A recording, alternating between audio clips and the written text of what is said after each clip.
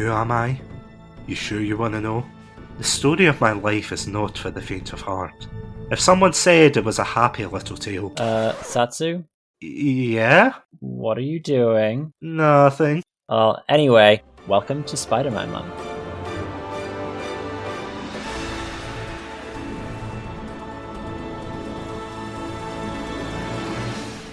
Hello everybody and welcome to the very first episode of Satsunami in 2023. My name's Satsunami and they said we needed a hero and I'm definitely not going to stand here and wait. Swinging in today is none other than the one and only web slinger, Andrew. Andrew, welcome back for another year of Satsunami. With great power comes great podcasting, Satsunami. Thank you for having me on for another year. I'm excited to be on for what's going to be an exciting month of podcasting. I didn't extend your contract to another year. Oh god, this is a bit awkward. Yeah, don't worry. I'm sure I'll cut this out. You know, it'll be fine. It'll be Okay, fine. yeah. As long as this isn't the final cut, I'm sure it's okay. I don't want my reputation scarred like that. Don't worry. I'll put like a image or a clip of you dancing over it. I'm sure it'll be fine. Much like Tobey Maguire dances in Spider-Man 3, I hope. It's very, very stylish. And speaking of Tobey Maguire, did you know that this is a terrible segue to say that we are indeed talking about Spider-Man the entire month of January in 2023? A fantastic segue. Yeah, we are going to be talking about the Tobey Maguire Spider-Man movies today, and for the rest of January, we're excited to be focusing just on the Spider-Man films and series. So we won't be covering everything to do with Spider-Man. There's far too much, but we are going to be focusing on some of the more mainstream movies and one interesting adaptation as well. So we hope you guys are going to enjoy what's to come. Funny enough, I was telling one of my fellow content creator friends about this whole month, about how we were planning it out, how we were going to record for it, and he turned around and said, "Oh, that's amazing. Are you going to be covering Spider-Man 2 the game?" And I was like, there is not enough hours in the day for all the Spider-Man content. That's the thing, I grew up with the animated Spider-Man TV show from the 80s or the 90s. I can't remember when it actually came out, but I absolutely adored watching that, and there's just not enough time for us to go through all of that and analyze that. There's a variety of games from the Spider-Man 2 game to the more recent Spider-Man games that have been coming out for the PlayStation 3 and 4. So there's a huge back catalogue of Spider-Man content. I mean, we're not even talking about the comics, obviously the origin of Spider-Man, but we are going to be diving into the mainline live-action movies. We'll be discussing today the Tobey Maguire trilogy. Take me back to that time of 2002, which of course was when the first Spider-Man film came out. The superhero film landscape was completely different, wasn't it? Because when you think of superhero films, you think of the MCU, you think of the haha DC cinematic universe. So still makes me laugh. They thought it was going to be like a huge thing. But no, DC bashing aside, honestly, love Batman, I swear. DC bashing aside, it is weird, isn't it, to think that we are going back to a time where superhero films weren't really as widely regarded as they are nowadays. Yeah, no, that's certainly the case. In the year 2002, we'll have just had the first Fox X-Men movie, which was received pretty well. And I'm trying to think if there was any others around that time that would have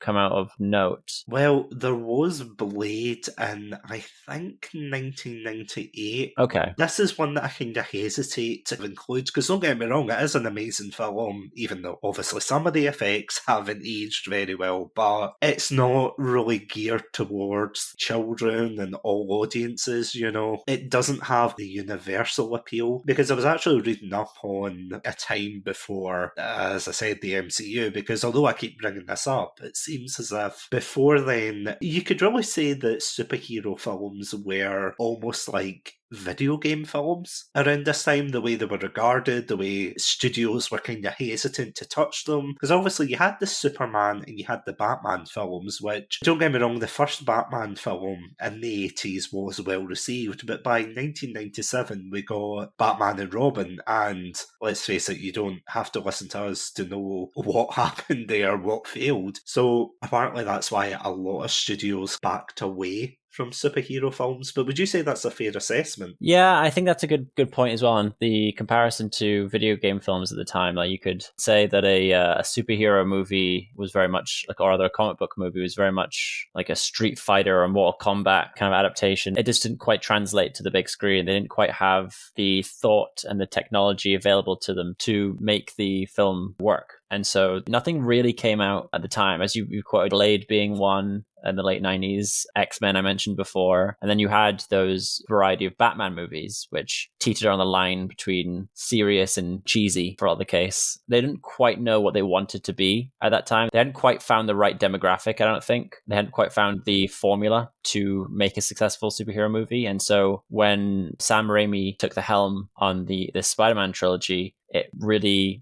brought in a much more formulaic system to superhero movies and showed that they can work. It was kind of the dawn of using technology in a way that makes it work. And yeah, I think that it is really kind of the birth of what superhero movies would then be. No, that's a absolutely fantastic point. It was that idea of not being able to pin down a demographic, as you said, because nowadays we can kind of look back and see that superhero films and by extension TV shows can be universal. They can tell stories that will attract particular audiences, and that's especially something that I feel as if the Raimi trilogy definitely did at the time. But before then, you could definitely tell that they were geared more towards, I guess, children, because I was kind of laughing to myself when you were talking about adaptations and things, because I've seen I think it's 1980s Captain America. Have you ever seen that film? I've not, but I've seen clips of it. Oh, it's amazing. It's so bad that myself and friend of the channel, Craigie C, we both watched it at his place one time. Oh my god, it's like one of the best, worst things ever. And see if you compare it to like Captain America nowadays, as in when I say nowadays, I mean like the late 2000s and everything. Oh, it's like completely different. So as you said, to kind of standardise the formula, or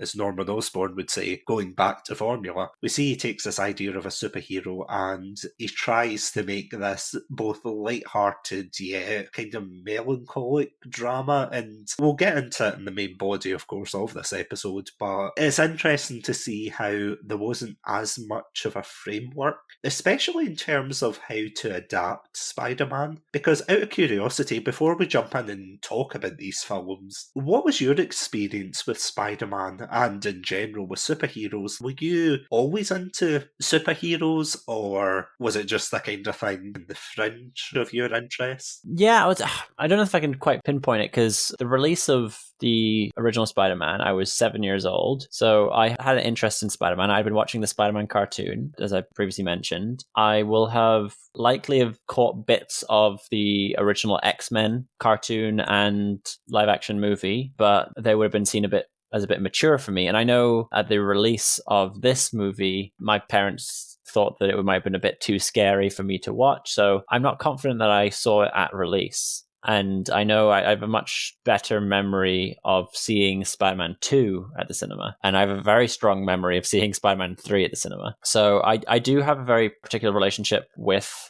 superhero films growing up and the superhero genre growing up. I absorbed a lot of Teen Titans. I absorbed a lot of DC stuff in particular. And so, yeah, I would say that I've been a superhero genre fan for a long, long time. I think it's been something that's kind of been part of me for as long as I can remember. So, yeah, but how about yourself? Do you think you've got a strong connection to superhero properties? I think it's a bit of a mix for me personally, because I was trying to actually think back to that time in my life where I was like, was I into superheroes? Because I wasn't really into collecting comics, but I had a friend who would collect them, and he was very much into X-Men, Spider-Man, all of the Avengers and that kind of thing. So all of my knowledge of superheroes would kind of come from him. He was like my symbiote, as it were. He would be like telling me about, I don't even know if it was out then, but the story of Old Man Logan and how Spider-Man had to sell his memories or something in the comics. Like he would tell me all these stories and things that he was reading at the time, and I would kind of shrug it off and go, oh, all right. And I would only really watch like superhero films if, they were like on TV or if my brothers were watching them. Like an example would be Batman Forever, which I enjoyed at the time, but obviously going back, I can understand why it's not exactly the pinnacle of superhero films. I remember the weirdest superhero film I think I saw at that time was one called Steel. Have you ever heard of that one? I hadn't, so I'd quickly looked up, can I get an idea of what the superhero film scene was like around the time? I looked up like superhero films of the 90s and the early 2000s, and I just came across this Steel movie. Is it with Shaquille O'Neal?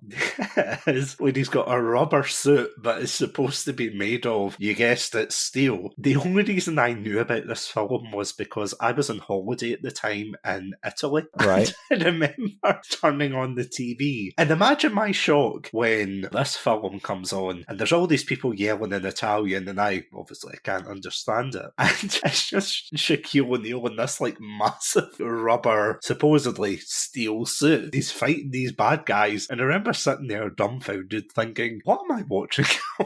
Is this a superhero? What is this film? But yeah, those are the kind of films that were like over the top, they were goofy, they weren't really taken seriously, as we said, as a genre. But when Spider-Man came out, funny enough, I was 10 years old, I want to say, when this film came out. And I actually wasn't allowed to see this in the cinema. And I'll tell you why. Because when this film came out, and I remember the controversy around this at the time this came out in the UK, it was rated 12. Mm-hmm. So because obviously I was under 12, my parents couldn't take me to see it, so I had to wait for the DVD release. Can't even remember if I had the VHS either, which ages me ever so, but yeah, I had to wait for the DVD to come out for it. And I remember, I think shortly after that, they introduced the 12A rating, which basically meant that if you were a parent and you thought that your child was mature enough to handle the film, and they were under 12, of course, you could take them in. And I always thought that Spider-Man was a 12A, but it turns out the first one was The Bourne Identity. Fun fact. Yeah, that was the first one that was classified as that. So it was too little too late for Mini Satsu,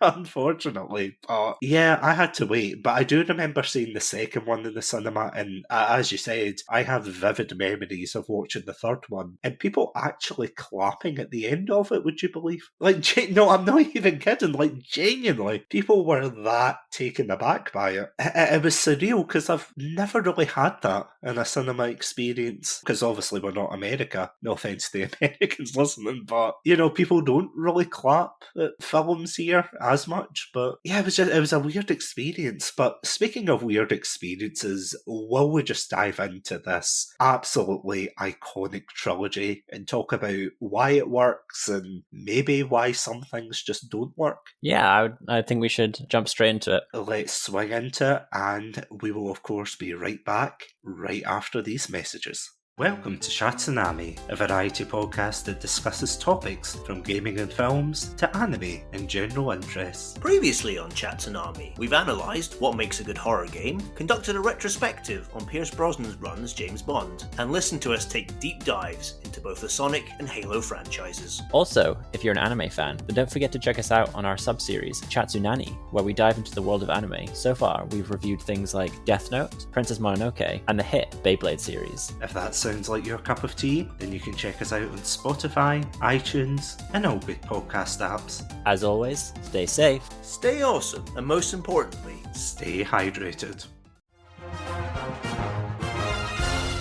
I'm Dan, I'm Lou, and together we are Casting Views. an uncle and nephew chatting on random topics, some heavy, some fun, but we aim to amuse. Don't miss out, don't delay. Subscribe to Casting Views today. You can find us on Apple Podcasts, Spotify, Anchor, and Good Pods.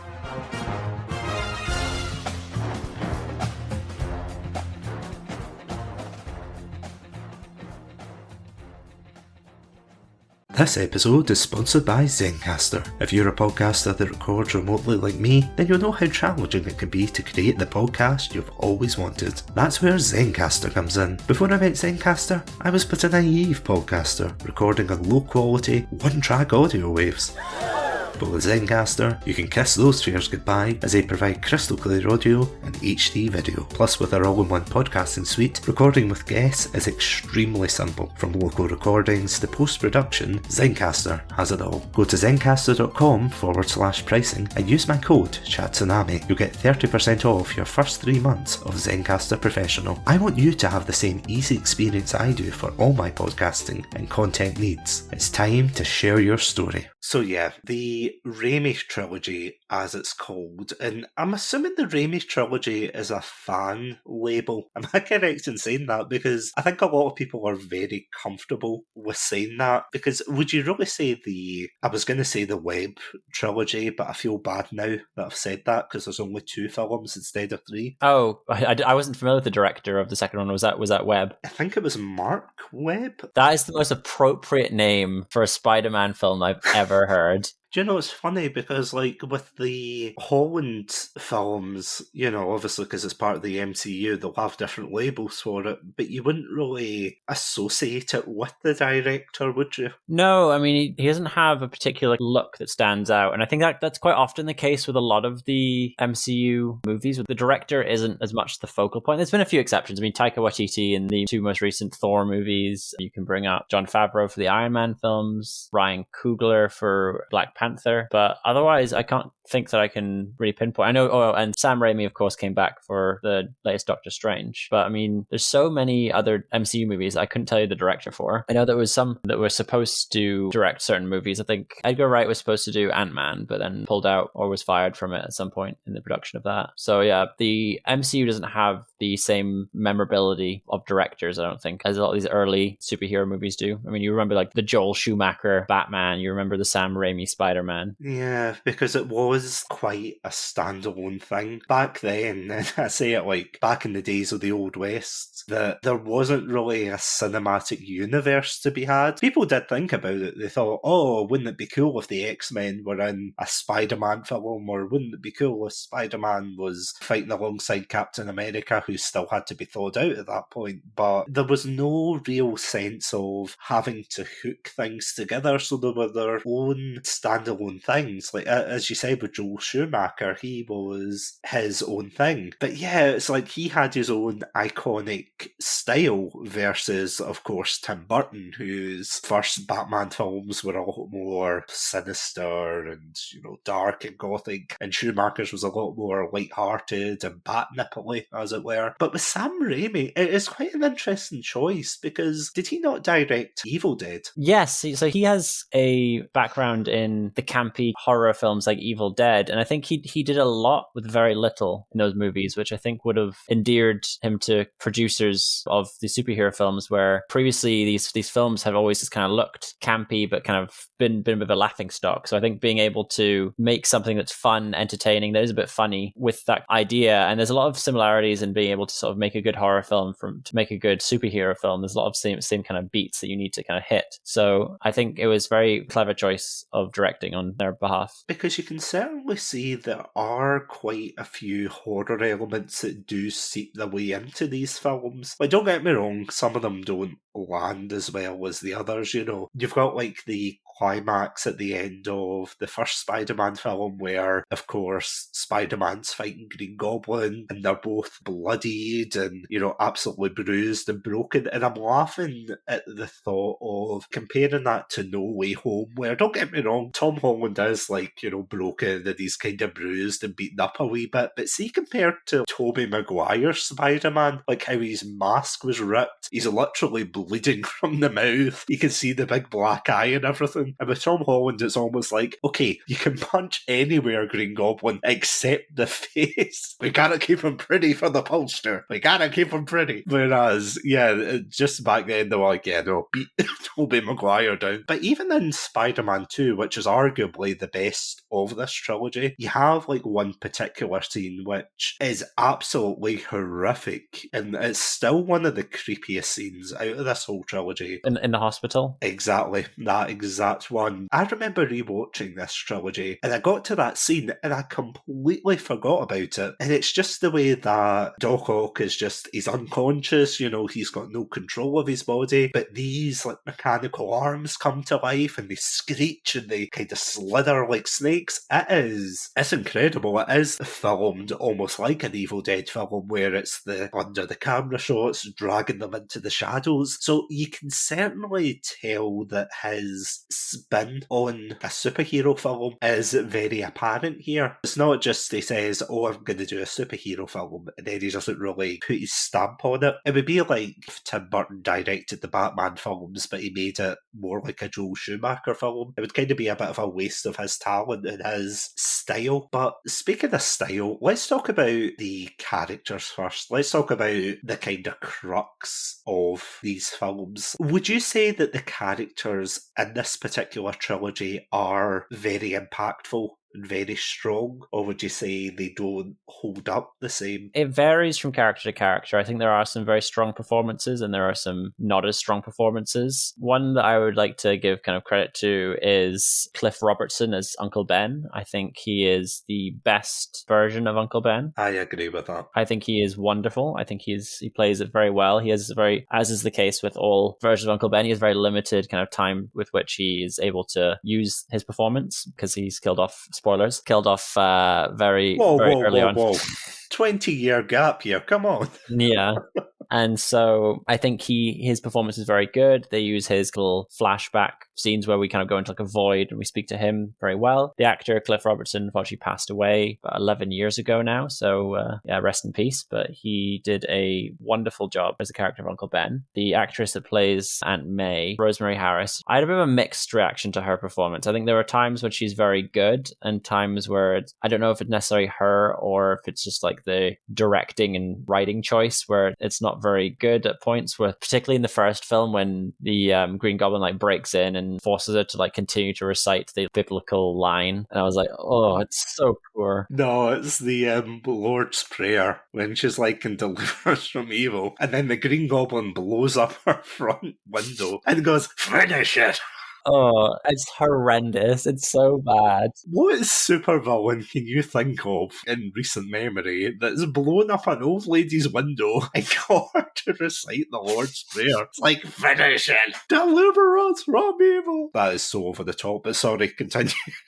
Those two characters are quite differing. Like, she does give a very good performance at other points. I think she does well consoling Peter at times and kind of acting as a very kind of motherly figure to Mary Jane and also to Harry Osborn at times. So I think that she does have her moments, both good and bad. I don't think it was necessarily the strongest, but again, that could be down to the writing and directing of her character. What are your thoughts on those two before I move on to anyone else? I feel as if the actors for Uncle Ben and Aunt May are done really well. Although I have to say, and I think it's just because it's like a hang up from the comics as to why Aunt May is like portrayed as so old. Because like in later iterations, when we get to the web films and we get to the MCU films, Aunt May goes through like a Benjamin Button like effect where she gets younger and younger. Which makes so much more sense. It does, but like, see the first time I saw those films, I was like, oh, I don't like it. Why is she so young? And then the more you think about it, you think, well, he's a teenager. Like, how old was his parents? Yeah, you're completely right. That makes sense. In terms of performances, I will agree the Green Goblin bursting through our door is a bit much, but I think Spider-Man 2 is probably where her acting talents definitely shine the most out the three films. There's an absolutely incredible scene, and I got emotional over it, which is something weird to say with this film, or rather this set set of films, because there's a lot of goofy moments. Everyone thinks of the memes, and you think of the kind of goofiness, but you don't really think of the emotional core. And there's one particular scene where Peter confesses about the night that Uncle Ben was killed, and of course he said he went somewhere else, and because of that Uncle Ben was shot. And there's this like very silent scene where they're both talking to one another over the table, he's holding her hand, and then as soon as that revelation drops, she like silently takes away her hand and just walks out the room. And I feel as if in that sense it's a very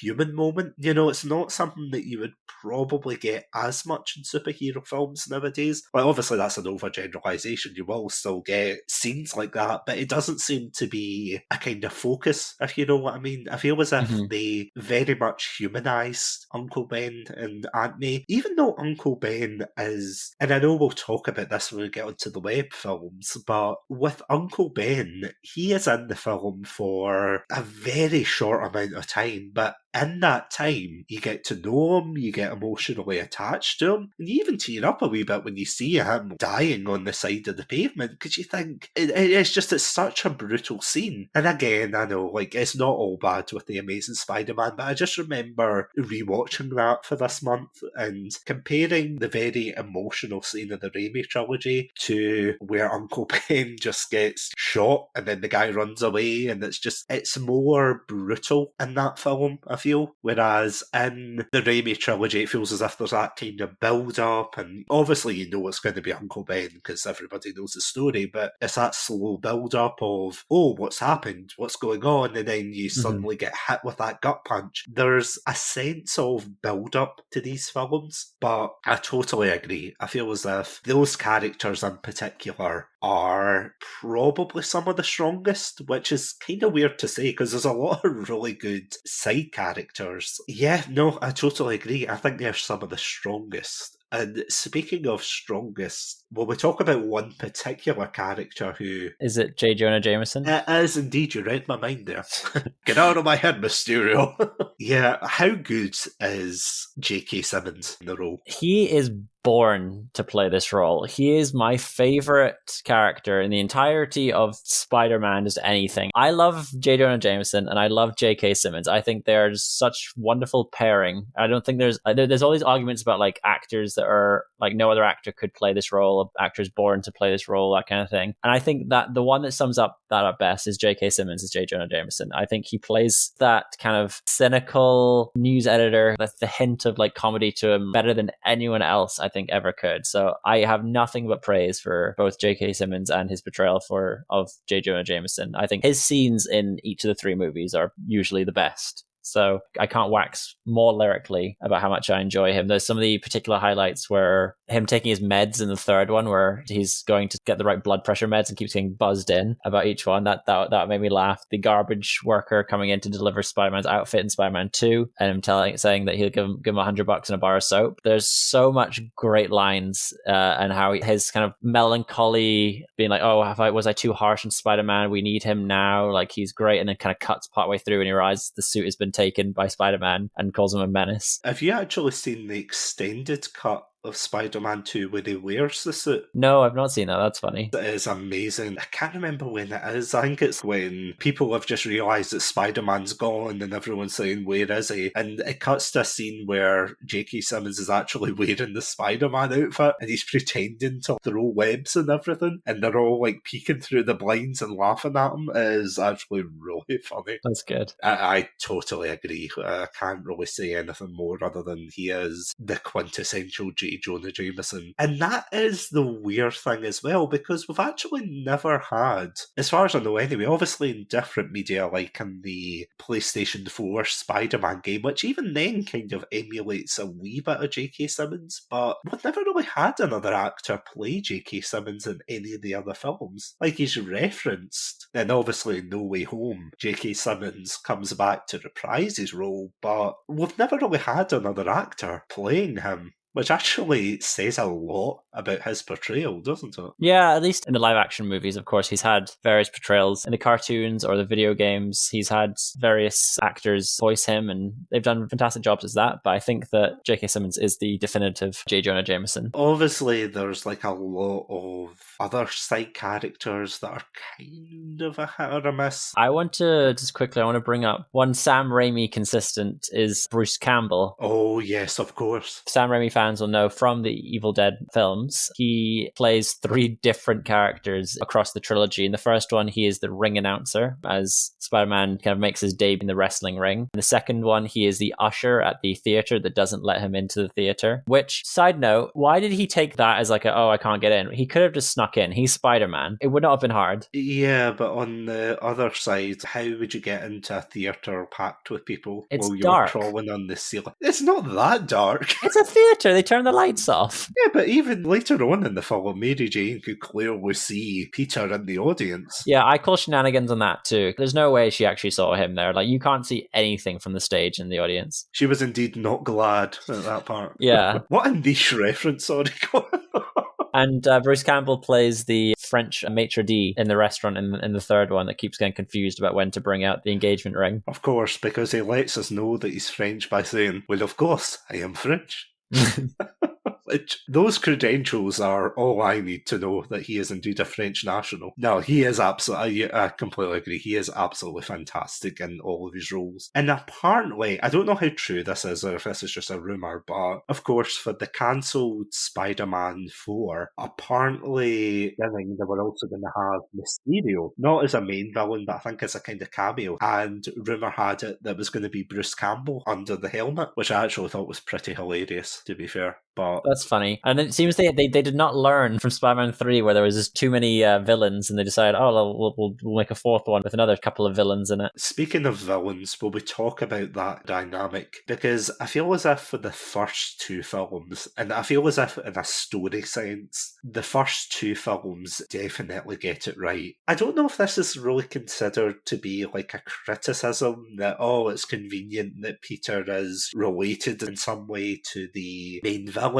Norman Osborn is his best friend's father. And the second one, Dr. Octopus is like a mentor figure to him. And the third one, they get a wee bit wacky, but we'll definitely get into that. Yeah, I think it's kind of like the fate of Spider-Man that just bad things just typically happen to those around him. I mean, you can say that about like literally every Spider-Man villain has some sort of connection to him, with the odd exception. But like you can talk at like Dr. Connors later on, Electro, trying to think of any others, like Venom and Eddie Brock. There's so many connections to him through each of his villains that it's like a fated kind of situation for Spider-Man. Because you can definitely see in the first film, there's like a lot of parallels between like Spider-Man and the Green Goblin. Because you see both of those characters getting their powers at the same time. They're both kind of coming to terms with it, but they're taking like a very different path. Of course, Peter's trying to just like hide it and be like, oh, haha, I got clipped by a messenger boy. Whereas Norman is a lot more cunning, conniving, and that is such a good dynamic. Obviously, up until he nearly blows up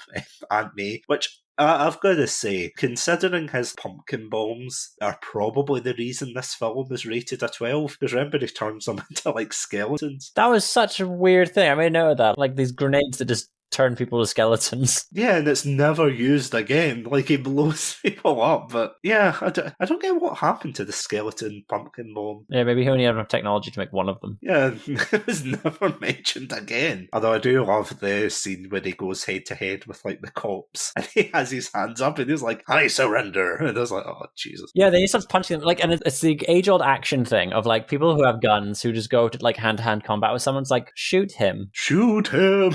Shoot him! Yeah, like, you have weapons. Why are you trying to, like, hand-to-hand combat this person that's clearly already causing danger to the everything around him? That trope thoroughly annoys me. Like, I think I brought it up when Craigie C and I talked about the Godzilla film, where they basically shot down Godzilla, and then they decided with guns to walk up to this massive creature, to which, you know, obviously the creature absolutely swung at them and destroyed them. And you're like, it's the same thing here. It's like, why are you going near this Power Ranger looking guy? I made that exact point. Well, like he gets hit in the face by a web and he's like, "Rah!" It's exactly like a Power Rangers villain. I was like, this is so funny. Because he does that. He's like, we'll meet again, Spider-Man. And he's got like the knockout gas and everything. You're like, huh. This is very 2000s. Although I have to admit, although it's like corny and over the top and there are like really silly scenes, I do appreciate him. And I feel as if he was like a great starter villain. I can't really extend the same gratitude to his son, who I have to admit, I don't know how you feel about James Franco as an actor, but I feel as if he can act. But in the Spider-Man films, he just doesn't act. Do you feel as if he's very flat for some reason? He's dreadful in just all of these movies. I don't know if it was his age that he just hadn't quite matured as an actor at that point, or I mean, you can say the same thing. Like Kirsten Dunst and Tobey Maguire have the same issues at times. That their deliveries are just really kind of flat and poor. I don't know if that was a directing issue or writing issue. Some of their lines, like the lines in particular, are just dreadful. Spider-Man 3, I think, is the worst example of James Franco, though. I think his delivery and like weird smiles and winks and all these kinds of bits that he kind of throws in, like when he's eating the pie, he's like, so good. And it's like, ugh. Controversial, but I actually think he is probably at his best when he's like that in Spider-Man 3, because at least he has character. There's a particular scene in the second film where he nearly gets bodied by a flying filing cabinet, you know, after Doc Ock loses control of the reactor and Spider-Man saves him and he's like, this changes nothing. And then after it, there's like a scene where they're all outside and he turned round and he's like, I have nothing left except Spider-Man. And it's delivered the same way you would say, I have nothing in my fridge except for pizza. You know, that is not the way you react. And don't get me wrong, I'm not a billionaire. I'm not the producer of Oscorp or anything, but I wouldn't react to losing hundreds of millions of dollars plus human lives getting lost like that, you know? I would be like, I have nothing left. Whereas, obviously, and again, I completely agree with you. I don't think his portrayal in Spider-Man 3 is the best, but I would rather take him being cheesy and over the top over... It's a bit like, you know, later on in the film where he goes back to his normal self to rescue Peter, and he's flat again. He's like, I came to rescue an old friend, and I'm like, no, go back to the old... Someone get this man a cherry pie. Yeah, I think that, I mean, you mentioned the very strange delivery based on like the context of what's happening around him. One of the best examples of that, and it's not of him, but it's of Eddie Brock, is the very early on in Spider-Man 3 when Topher Grace, playing Eddie Brock, is taking pictures of this building that's kind of being demolished, and Gwen Stacy is like dangling there, and we've got Gwen Stacy's father, who's like the chief of police, and Eddie Brock, who at that point claims he's the boyfriend. He's not, and he's like, oh my god, it's Gwen Stacy up there, and the dad's like, oh, what's she doing up there? And he's like, oh, she told me she had a modeling gig. And he's like, who are you? He says, I'm her boyfriend. Why have you said it in that way? She's dangling from her death. It's such a weird conversation to be having in that manner at that time. I would, and this is probably my hot take of the episode, I wouldn't say Spider-Man 3 is necessarily the worst overall, if we're including all interpretations, like I mean from Raimi, Webb and MCU. But, and a big but, I can see why people hate it for things like that. Like, especially for the third one, everybody knows that the reason it's so hated is because the studio wanted so much in it. They wanted Venom, they wanted Sandman in it, they wanted Green Goblin 2.0, or New Goblin, as he's called, I think. Yes, Goblin Jr. I saw New Goblin in the credits, and I thought that was an interesting way to describe him. Because I was like, oh, is it Hobgoblin? I'm like, no, Hobgoblin's something separate. Yeah, I remember people saying that, like, on the run-up. People were like, oh, it's going to become the Hobgoblin. And I had no idea who the Hobgoblin was. I'm just like, yeah, Hobgoblin. Yeah, why not? But, yeah, they're like, oh, yeah, it's the New Goblin. I'm like, huh. Okay. You know, it's like, it's not an amazing name, but it's just like, oh, it's a name. Okay. There is so much crammed into it. And I'm going to be honest, my favourite parts of Spider-Man 3, like, see if this was just a story with the Sandman and even with Harry, see with Harry and the Sandman, I genuinely think this would be a brilliant film. I feel as if obviously they would have to tweak things, but I think it could have worked. Yes, I have the exact same thought, but I think if they'd just gone for two, I think if they'd gone for either Venom and Harry or Sandman and Harry, they had to use Harry because they'd already introduced Harry into the kind of Green Goblin kind of world at that point, that like it made sense. I watched the movies with my partner and she was like, why are we not going to explore that in the second one? And I said, well, I don't think they'd want to sort of do the Green Goblin 2 times in a row, but it makes sense to then bring it back for the third one. I think if they'd waited longer than that, then it would have kind of lost its impact. So I think it needed to be the third one that we did have that kind of storyline resolved, but we did not need one of either Sandman or Venom in the third one. We should have just had the 2 storylines and just used that and made that work in that way. I totally agree. Like, I know why they wanted Venom, because he's a very iconic Spider-Man villain, but it wasn't, like, integral to the story. Sandman fits in perfectly, and I still believe that. Again, one of the best scenes of the trilogy, at least in the third film, is that scene where he gets turned into the Sandman. Like, I don't know if you remember that, where he's trying to form his body, and he just can't. He's like, what's going on? My body's crumbling. And then it's only when he sees the picture of his daughter, he starts to rebuild himself and finds the motivation to go on. And don't get me wrong, it's cheesy how he turns into the Sandman, because there's that very famous series, How It Should Have Ended. Yes. Yeah, you're thinking that's here's a bright idea. Why don't you check in case it is actually a bird? Hey, there is a guy in there. You don't understand. I have a daughter. She's sick. You know, it's like, it's silly things like that, but then followed on by like a very emotionally resonating scene. And there's actually a deleted scene. I didn't even know, by the way, that there was an extended version of Spider-Man 3. God help us all. What extra villain did they squeeze into those? It was the Vulture. No, I'm kidding.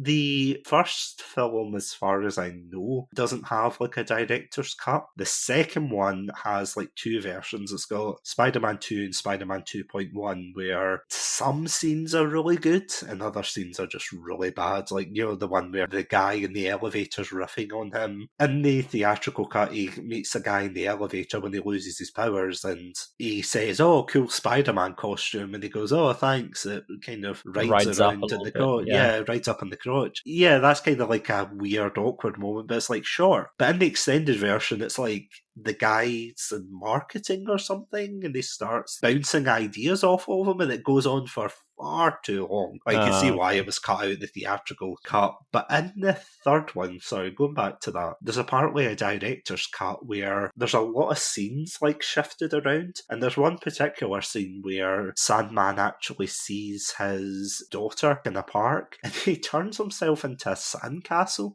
just to like be close to him. Now, on the one hand, I can see where they're going with that, but see, on the other hand, I think it's incredibly stupid, because the sandcastle isn't there, and she's with her mum, and the mum turns her back, and all of a sudden there's this massive sandcastle that towers above them. It's like that Pokemon just eats children. That's exactly what it feels like. It's just a sandcastle that comes out of nowhere. And the creepy thing is, it's like, do you remember Ghost, where it's like she's in the bathroom and there's just the handprint on the mirror? It's like there's a handprint that actually comes out of the sand, and the daughter puts the hand on it, and I'm sitting there going, that is terrifying. That would make me scream and run for the hills, whether my dad was a Sandman or not. But I'm like, what the hell? But one of the funniest rearrangements, I have to say, is there's an alternate arrangement for the fight scene where Spider-Man comes in, and of course he's sitting there, and he actually, and this is actually quite a funny detail, I have to say, you know how in the actual film Harry turns round and he sees Spider-Man standing in the doorway, and he's very serious, and he's like, what did you do to her, and all of this. In the director's cut, apparently he turns round and he's lying exactly the same way as he lay the Green Goblin in the first film on the couch. Okay. And it's like, it's such a small detail, but it's like so bloody sinister. Apparently, after that scene, you know, when he blows up Harry's face at that point, he throws the grenade back at him. Yeah. And apparently that's when the infamous dancing Spider-Man scene was supposed to take place. Because in the theatrical cut, it's after he exposes Brock for stealing his photos. Mm-hmm. And then he goes into the dance. We all know that scene, but apparently in the director's cut, it is straight after he blows up Harry's face. And I don't know why I find that so funny, but it's just... I killed my friend. Oh, it's so... I don't know. I remember watching it. I was like, Jesus Christ, Raimi. Yeah, the third Spider-Man film is very bogged down. It's bogged down in a lot of technicalities, and I know that Sam Raimi has actually gone on record to apparently say that he doesn't like this one. Like, out of the three of them, this is his least favourite. I'm not surprised. He's not alone. See, when you saw this for the first time, did you hate this film when it came out? No, I didn't take too much issue with it when I saw it for the first time, but I was very young, and so I did quite enjoy it, but I think it's because pickings were pretty slim with regards to superhero movies at the time, so I was just like, this is what superhero movies are like, this is great, love it. I thought, like, oh, Venom's pretty scary, but I thought the movie itself was fun, and then it's kind of taking like a retrospective kind of look on it. I'm like, this was actually not very good. As I said, I don't think this is the worst Spider-Man film out there. I feel as if a lot of people give this more hate than it actually deserves. That was kind of a thing though, wasn't it, back in the early to mid-2000s, where when you were online and when you were talking about a particular film, you had to, or not had to, but there was that kind of sense of having to be very hyperbolic in terms of the way you talked about these films, like say, oh, it's the worst thing ever. How people criticise Nickelback when they say it's the worst band of all time, and it's like, well, clearly that's not true. Or how Justin Bieber was meant to be the worst thing since unsliced bread. So I can see why there was like such a negative discourse towards this film, but I actually remember seeing this. There was a film festival, I think in about 2007, 2008 in Glasgow, of all places, and they had like an outdoor screening for Spider-Man 3. Okay. And I have to say, you know, obviously, other than the experience of standing out in the cold watching Spider-Man 3, it's still amazing to see how the perception has changed for this trilogy because of the memes and because of like hindsight and time heals all wounds and things. It's kind of helped this trilogy a little bit more. But before we go on to that, before we talk about that, will we talk about some of the negatives? And I'm going to point it towards, God, I hope if there's ever a chance that Tobey Maguire ever listens to this, I apologise in advance, but what are your thoughts on Spider-Man as a character? It's a tricky one. He was my Spider-Man for the longest time, and I think he does do a good job as Spider-Man, but Tobey Maguire is not good at acting in any of these three movies. He has such a weird face in every situation, and like I used to kind of chalk it up as just like Peter Parker's an awkward guy, like he's playing this awkward guy, but no, it's just creepy sometimes, the way like some of the faces he puts on, the style of acting that he has is very strange. And I was saying my partner's watching this with me, and the quote from her was, "I just can't accept his face." Yeah, that's fair. Just in particular, when he's doing like a sad Peter Parker, oh, world's really tough, oh, Mary Jane's dumped me again because of something stupid I did. He just looks ridiculous. Like he doesn't quite know how to put on a sad face. There's a lot of crying in this trilogy, and I have to say, I wouldn't personally chalk that up as a criticism of the film, because a lot of people say like, oh, he cries all the time, but it's like, I'd rather there was that kind of humanity rather than the MCU quipping, as it were, you know, saying, oh, well, plenty more fish in the sea,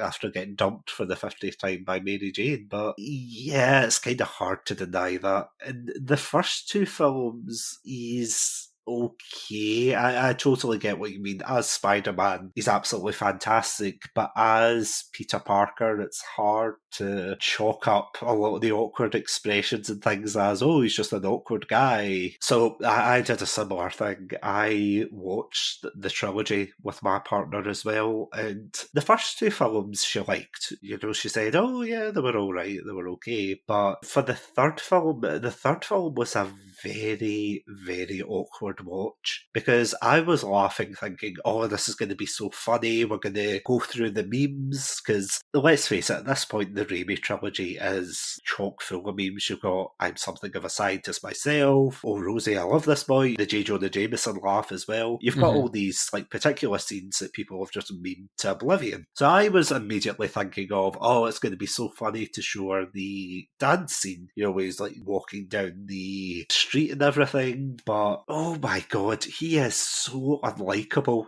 See, in the third film, Peter Parker is just an arrogant arsehole. I don't know what it was, if it was the writing, if it was the directing, if it was what it was, but it was awkward watching it, of course, with my girlfriend, because she was just like, he is a horrible person, because there's a particular scene when they meet Gwen Stacy, and he does the iconic kiss that he did with Mary Jane in the first film, and that is just not okay. You know, like, obviously we know why they put it in. It's obviously to show he's getting like cocky and things, but surely there must have been a better way to do that than him not only replicating like their first kiss, him physically getting abusive, him basically stalking Mary Jane. Yeah, I mean, so the abusive scene and like the stalky scene you can attribute to his mind being altered by the symbiote, but that kissing Gwen Stacy scene is so messed up because like it would have been one thing if it was a random person he saved and like he got a kiss. It's still not good, but the fact he knows Gwen Stacy as Peter Parker, so he is using his position as Spider-Man in order to kiss someone that he knows personally, is so much more creepy and so much more underhanded. And like the point is kind of made when he's at the restaurant with Mary Jane and Gwen Stacy happens to be there, and like she learns that he actually knows this person, he knows Gwen Stacy, that like I hadn't really dawned on me, and I was like, oh my god, yeah, like that is so much more messed up, the fact that he has an intimate relationship with that person. The crowd like says to do it, but he instigates it to Gwen Stacy. Like she's like, oh, are you sure? She comes out of this situation so much better than Peter's. I thought of her as a bit of like a, not necessarily like a home wrecker, or I thought that exact same word too.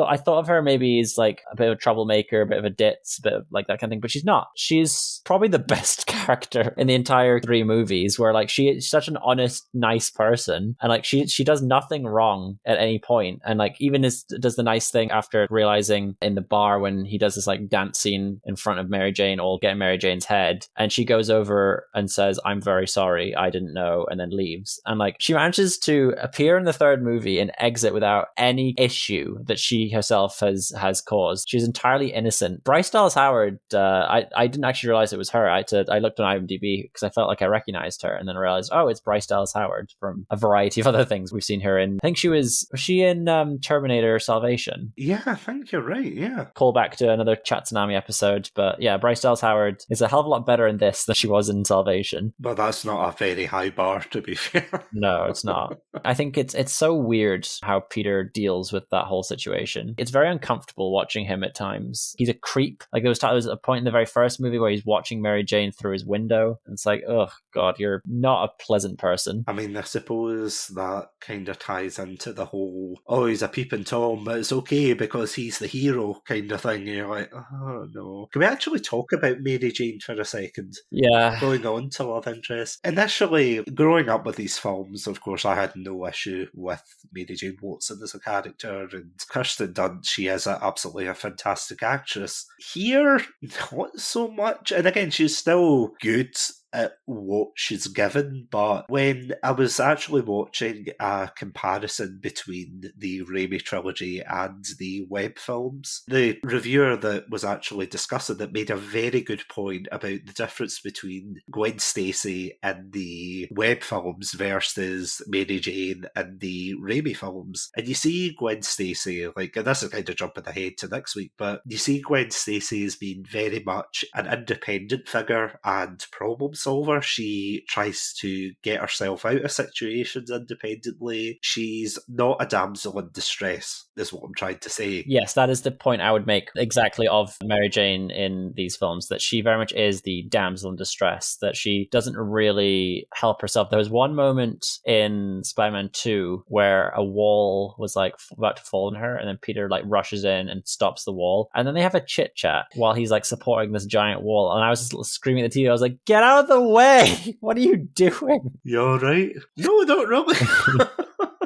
There's a pretty big ass wall, Mary Jane. Yeah, and like you can see it at times she tries and like fights back and tries to help. Like I think in the third one, she throws a cinder block at Venom's head to like when he's about to like finish off Spider-Man. So she does help at times. I think she attempts to attack Doc Ock. Oh yeah, and she gets absolutely bodied. Yeah, yeah, she gets whacked. Because I remember that scene where she's got like the big wooden pole and she goes to him and she just gets that out of the way, and you're like, well, that ended well. Because I remember rewatching recently The Amazing Spider-Man, and there's a very similar scene where Gwen Stacy is trapped at Oscorp and she's like locked herself in the cupboard, and then the Lizard leans in to get, I can't remember if it's the antidote, the serum, or whatever it is he's getting, and she whips out like an aerosol and a lighter and starts using it as like a custom-made flamethrower, and you're like, Jesus Christ. Whereas, what did Mary Jane really do? Like, I get, on the one hand, they were trying to make her maybe more realistic. Not realistic as in as a damsel, I mean more realistic as in she's more of, obviously, like a love interest, someone who's not used to the superhero life, but by the third film, there's not really an excuse for that. And I said this to Taylor. By the third film, when like the news reporter was like, and the being held hostage is Mary Jane Watson. I was like, for the third time in 2 years, Mary Jane Watson is being held hostage. Is there some sort of connection here? It's like, you know, that scene at A Naked Gun where they all do the face palm. It's just exactly like that. You're like, oh, why? Do you think she gets a free coffee after the next one? Yeah, she has a little stamp card for freaking hostage card. There's a lot of strange decisions, and I have to say there's some really interesting choices that I don't know if they age really well. There's a lot of, obviously because Spider-Man is a hero from New York, he is an American hero, he literally wears red, white and blue, so he is an American icon, as it were. At one point he like does almost a freeze frame by American flag as he like runs by it. He does it twice. I don't know if he does it in the second film, but he definitely does it in the first film, and he does it in the third film. Funny enough, I can't believe I'm bringing this point up, but I feel as if for the first film there was a real life reason behind that. Just to sort of jump in before you do, I do think Sam Raimi, particularly in the first two movies, has a real interest in this like New York banding together kind of idea. In the first one, there's the scene where he's saving Mary Jane and the cable car on the bridge, and the people are from the top of the bridge are throwing it down. They're like, yeah, you have to go through us kind of thing. Like New York together. And then in the second one on the train, like the strong people in New York defending Spider-Man. Well, sorry, defend is a very strong word. He does push them out of the way very easily. But I think it must go into this whole 9/11 kind of thing. And is that what you were going to say? Yeah, no, 100%. Because before this film came out, there was actually a scene where, and I don't know if it was a teaser trailer or it was supposed to be in the film, because there's a lot of theories that it was supposed to be Spider-Man's big reveal, that there's a scene where these like robbers steal money from a bank, they get to the roof, they fly away in the helicopter, but then they find that they're stuck in midair and they're like, oh, what's wrong? And then it zooms out and there's like a massive web in between the two towers, which of course it was filmed before obviously the tragic events of 9/11. Mm-hmm. And people have theorised, oh, that must have been the reveal of Spider-Man, because if you actually think about it, there's no real like grand reveal of Spider-Man in the first film. It's kind of like, you hear people talk about him, you hear like them saying, oh, there's, you know, this guy called Spider-Man, he stinks and I don't like him, you know, all of those kind of New Yorkers they're talking about, but there's no definitive scene. Even in The Amazing Spider-Man, there's that scene where he saves the child on the bridge. That's a lovely scene, to be fair. But the Tom Holland ones, I think there's loads of caveats for that. So there's not like really a definitive thing there either. But for the Raimi ones, yeah, there is that kind of sense of American patriotism. And I think you're completely right. It is that sense of New Yorkers banded together, because there is that line where the guy says, you mess with one of us, you mess with all of us, you know. And obviously that is probably something that he was thinking thinking about when he was filming this, and that seems to be why there is like such an emphasis on them banding together as a whole, because obviously when I watched this film when I was younger, it's not really something I would have thought of.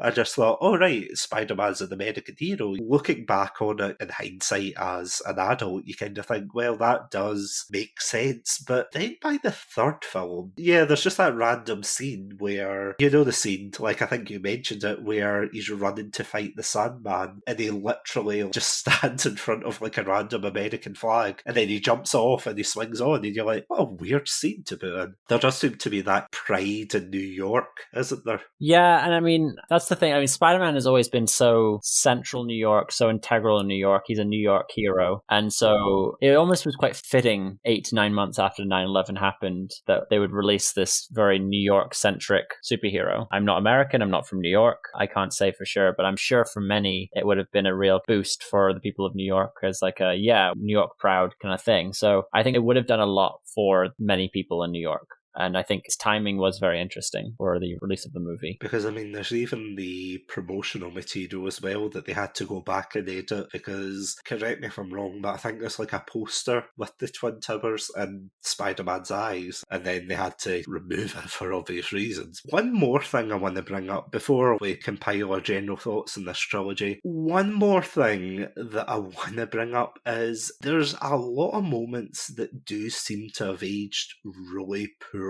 in this film. I don't know if you remember a particular scene in Spider-Man 2 where there's like a Asian lady singing Spider-Man, the Spider-Man theme, and she's like plucking a violin, is it? Yeah, Out of tune. that was a weird scene. I don't know why they included that. And then they bring it back later on when Spider-Man's gone, and obviously it's like, oh no, what's happened to Spider-Man? And then she comes up and you're like, huh? Just, yeah, it kind of undercuts the whole drama of it. And the extras as well, like no ill will wished against the extras in these films, but what was going on with the extras? There was certainly some weird quips from time to time. I can't place any out the top of my head, but there were some very weird bits. I mean, there's some like really funny moments where in Spider-Man 2 when he's delivering the pizza. Pizza time. About that too, yeah, but when the guy sees him go into the alleyway and he comes out and he's like, hey, he stole that guy's pizza. It's like, oh, that's amazing. But then you see like other ones where it's like, oh, it's a web. Go, Spidey, go. And oh yeah, there's the reporter in the third one. The British reporter. I made a note of her. Like, very bizarre to have a British reporter as like the New York one. Yeah, what is her accent? Because it does seem like the weirdest out of place accent to have in there, because she's like, this could be the end of Spider-Man. And you're like, yeah, I actually had to look at her. You know how they hold the little microphone and it has like what news station? I was like, is she from the BBC? Why is she there? And I realized it was like, no, it's like News Network 8. And I was like, oh, okay, sure. Is this like Zootopia where there's like a different news anchor? You can theoretically, I'm a Brit living in Canada. I could be a news reporter here, and like it happens. There's nothing necessarily wrong with that, but it did seem a bit strange that was the person they chose to be the news reporter in that situation. But yeah, there was some very strange ones. I do want to bring up a couple of other highlight performances that we've not really spoken about, like Alfred Molina as Dr. Octavius. He is so much fun. I think, I mean, you could have a differing opinion. Maybe like Willem Dafoe is also very good, but I think Alfred Molina is the best cast villain. I would say he's probably the most nuanced one, but he definitely knows when to be cheesy and over the top. Like when he drops Aunt May and he goes, ooh, Butterfingers, when it's obviously his arms. You know, like those kind of small moments. But then you also see like the tragedy of what he realised he's done, and he falls into this archetype of the mad scientist. The one scene, I'm just going to bring this up before I talk about the Green Goblin, but the one like really messed up scene, which I still don't understand, is when he's trying to find Spider-Man and he throws a car at the one person who can tell him where Spider-Man is. Because he doesn't know that Peter Parker's Spider-Man at that point, you know, so he literally just threw a car at Peter Parker. Yeah, that was so it was after Harry told him, find Peter Parker, he'll be able to tell you, and was like, don't hurt him, and then he immediately throws a car at him. Like, how are you supposed to find out where Spider-Man is after that? Yeah, and you literally see him barely ever avoid the wheel with his face. So you're like, what if he didn't have super... Yeah, with Spidey sense. You know, it's like throwing a car at Jimmy Olsen and expecting him to be Superman. You don't do these kind of things. And then what he does after that is he knocks him into a wall and he gets crushed with debris. If he didn't have super strength, he would have been dead. Yeah, there was a lot of strange decisions there. Like, I also enjoyed the very comic booky, comical bank robbery where, like, that's great. The giant vault was full of gold coins, you know, as banks have. Oh, yeah. Yeah, the big bags of gold. With money, like, sign, like, on the outside. It was so incredibly comical. Oh, that was brilliant. I do want to say that Thomas Hayden Church, I think he actually is a very good actor as well, and I think he performed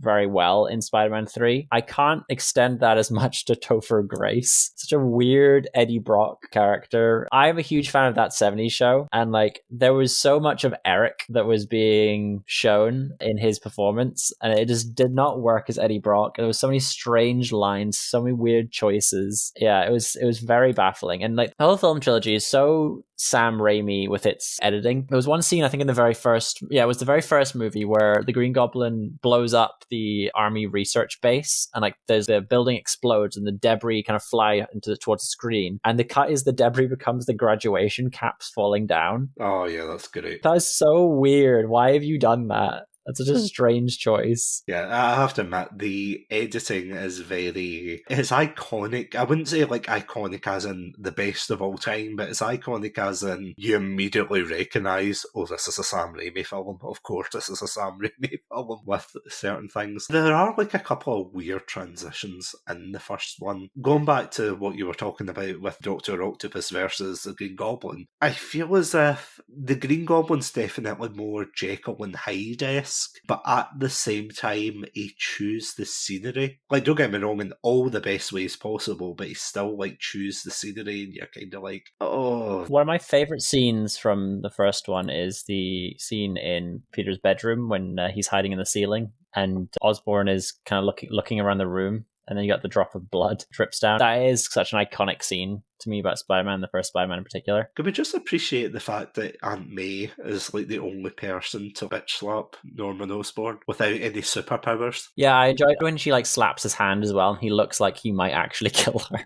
It's the way he like licks his fingers and then like carves the knife. What the hell is going on here? We get the anecdote about Peter getting run over by a bike and having to beat old ladies for cranberries, which I have to say is another like reason why he's a bit dislikable. What is your overall take on this trilogy? Would you say that it is a trilogy that's held up? Would you say it's as good as the films that came after it? Or is it something that we should just leave in the past and kind of forget about and just remember it with the memes? I don't necessarily agree with the last one. I do think they're a fun series of movies, and they are very stuck in the time period in which they were made, and they are good as those movies, and they are very important movies for the superhero genre. I don't want to say genre, but like superhero movies in general. I do think that we do view them with nostalgia glasses at times. I don't think that they hold up as well as we like to think they do. I think there's a lot of issues with the movies in a variety of ways that recent movies, which are often critiqued in favor of these movies, are actually better at doing. I think that there is a certain formula to the recent MCU movies in particular that works better than much of what these three movies do. But this movie walked so they could run. So I have huge appreciation for it, and I have a huge nostalgia personally towards them because they were my first Spider-Man movies, and Tobey Maguire was my first Spider-Man. We haven't brought him up, but I want to praise Danny Elfman for his soundtrack over the movies. He is brilliant. The music is so iconic, and I think that it is worth watching these three movies, the latter of which is best for heckling, and my partner and I both enjoyed heckling it as we watched the last one today. Just the distant sound of booing. But as I've said, there are so many things that are to praise about these movies. I think that there are some brilliant performances, some very well done fight choreography, which we haven't really mentioned, but there's some great fight choreography and great scenes. I've praised Alfred Molina, I've praised Willem Dafoe. I think they're both very good. Can be a bit comical and cheesy at times, but I think that works well for what they're doing. And yeah, I think they're definitely worth checking out. What are your thoughts? I totally agree with what you said there. I do think that these are films that are a product of their time. There's no doubt about that. You can't look at these films without thinking, thinking this oozes early 2000s superhero film vibes, especially if you look at the music video from, funny enough, we brought them up earlier, but with Nickelback's, I think it's just called Hero, the song. But you know the song that I'm talking about is like, and they say that hero will save us, I'm not going to stand here and wait, and there's like the big solo and everything, and it's just Spider-Man swinging through New York City. There was always like a popular band or musician at the time that would be attached to these kind of films, and they would have like a separate song that wasn't necessarily in the film itself, but there was like a music video attached to kind of promote the film. Again, I totally agree with what you were saying about how this film kind of walked so that the others could run. We'll definitely get onto that next week with the web films. As I said though, I don't feel as if these films are perfect. Going back to rewatch them, there are obvious flaws with them,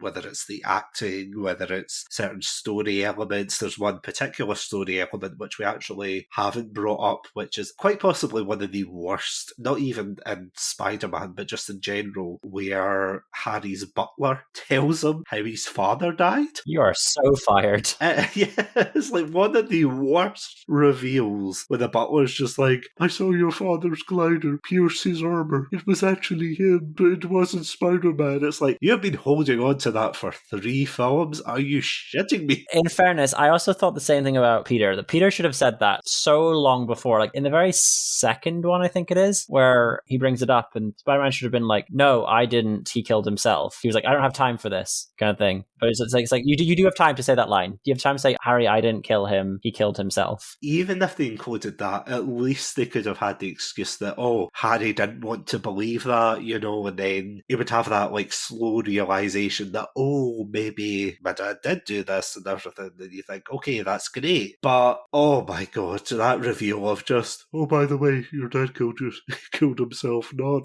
Spider-Man. And you're like, seriously? Seriously, what the hell? But with this set of films, I feel as if this is probably my like ultimate praise for this trilogy. I feel as if it's like a standalone set of films. These are absolutely fantastic in terms of the way they portray not only a superhero as a whole, but the way they also balance the humanity of being said superhero. Obviously, we have the very rough beginnings of the first film where Peter has to come to terms with the fact that he is the reason for his uncle's death, and obviously there's that poignant moment where he realises with great power comes great responsibility. With the second film, we dive even deeper into that, where he loses his powers and he just has an absolute crisis of faith. He thinks, well, why can't I be happy as Peter Parker? Why do I have to be Spider-Man? And even when he is quote-unquote Peter Parker and he tries to save someone in a burning building, he still fails. He still is unable to save everyone because he doesn't have access to those powers, because he doesn't want to be this person. And it's a theme that I think that a lot of people can relate to. You know, it's a very relatable superhero, and I think that's something that Stan Lee considered when he was creating Spider-Man, because, you know, with Iron Man, he's like a billionaire, genius inventor. With Captain America, he's a super soldier. Thor's a Norse god. They're not realistic. It's like basing your life on Batman or Superman. With Spider-Man, he's very relatable. He has very human elements, and although not every single point landed with Spider-Man 3, at least they tried.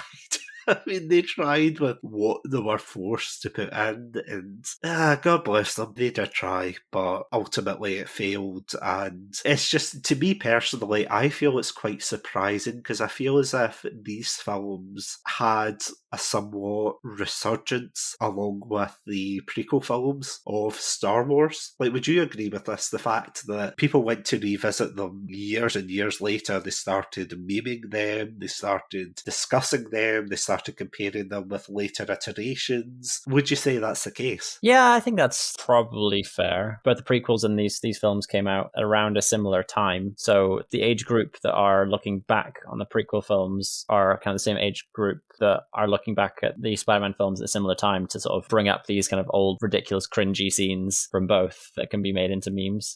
God bless the internet. And the fact that now the Billy Maguire meme is now cemented and the meme unicorn, as it were. I would still say to people to definitely check them out because, as I was saying at the very beginning of this episode, it's not like going back to something like the Captain America film of the 80s. It's not like going back to that film and seeing how bad that was in comparison to the new ones. Because there's definitely a foundation here. There's a foundation of great films here. And they're going to be cheesy, they're going to be over the top, maybe a wee bit cliche at times, but you know what? They're an absolute blast to watch. So somehow, if you're a Spider-Man fan and you haven't seen these films yet, I think they're on Disney Plus. I don't know how Disney got the rights to them right enough, because this was published by Sony, wasn't it? Yes, so Sony had purchased the rights from Marvel either the late 90s or early 2000s. It was back when Marvel was super broke and so needed to sell off some of its assets. So it sold off the X-Men and the Fantastic Four to Fox and sold off Spider-Man to Sony. I can't remember if there was any others that they sold off, but that's part of the reason why these studios, as part of the deal, have to make a movie every certain number of years. Otherwise, they'd lose the rights, go back to Marvel. So that's why you end up seeing like that Fantastic Four movie from Fox a number of years ago before the Disney-Fox merger, and why we had those Andrew Garfield Spider-Man movies came out when they did. Here's a final question for you before we finish up. Would you have wanted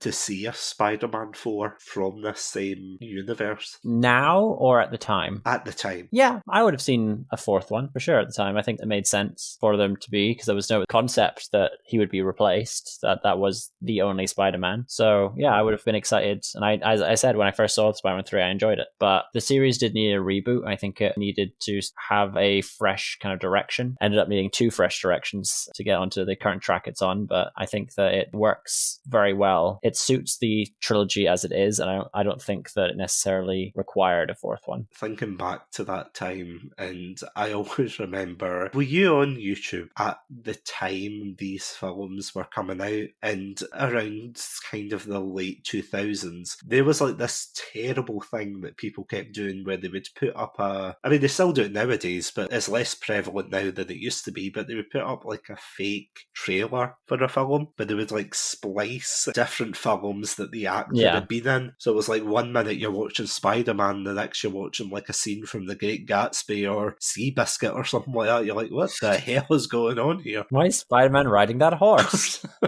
Go, Spidey, go!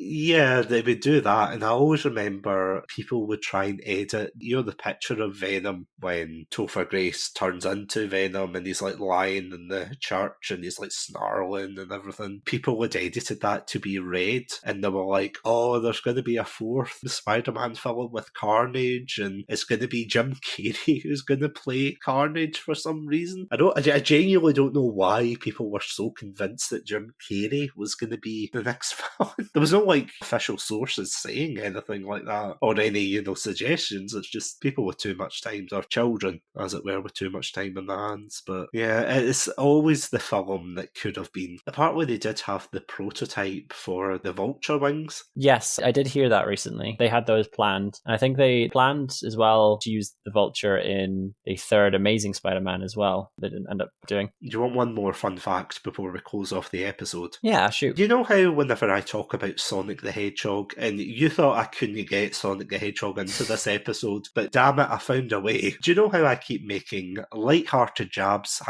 #please don't sue us, for a certain writer of the Sonic comics? Yes, I do recall. Well, apparently that same writer of the comics was one of the reasons the photos of the prototype suit for the Vulture got leaked recently. Like, he was the one who posted the photos, and everyone was going nuts. They were like, of all the people to like release Spider-Man 4 information, and it's Ken bloody Penders. This is the weirdest timeline we're living in, that a Sonic the Hedgehog former comic writer is leaking Spider-Man 4 information. Well, I suppose leaking's the wrong word, because it's no longer gonna come out. Yeah, just surreal. It's absolutely surreal. But once again, Andrew, thank you so much for swinging down memory lane, as it were, and revisiting these films. No problem at all. Thanks for having me on. I hope everyone enjoyed hearing about our takes on the Sam Raimi, Tobey Maguire Spider-Man movies, and hopefully you'll join us next week when we dive into the Andrew Garfield series. I'm actually looking forward to that one, but I hope it's not going to be as painful rewatching the second film. The first film was better than I remembered it, but it's going to be fun.